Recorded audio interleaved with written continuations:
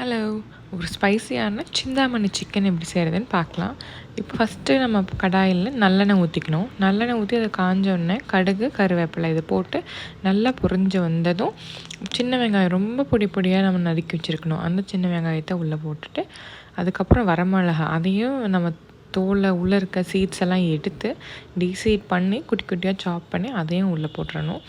அப்புறம் கொஞ்சம் salt add பண்ணிவிட்டு சால்ட்டும் மஞ்சத்தூளும் ஆட் பண்ணணும். ஏன்னா நம்மளுக்கு இந்த ரெசிபிக்கு இருக்கிற மசாலாவே வெறும் சால்ட்டு அண்டு டர்மரிக் பவுட்ரு மட்டும்தான். இது ரெண்டும் போட்டு ரொம்ப நல்லா நம்ம வணக்கணும். இது நல்லா வணக்கும்போது வாஷ் பண்ணி வச்ச சிக்கனையும் தூக்கி உள்ளே போட்டுறணும். உள்ளே போட்டுட்டு இதையும் வேகிற அளவுக்கு மேபி ஒரு 1/2 hour நீங்கள் வந்து நல்லா இதை கலக்கிட்டே இருந்தீங்க அப்படின்னா ரொம்ப ஒரு க்ரீமியான ஒரு திக் கன்சிஸ்டன்சியில் அந்த ஆனியனும் மிளகாயும் வறுபட்டிருக்கும்.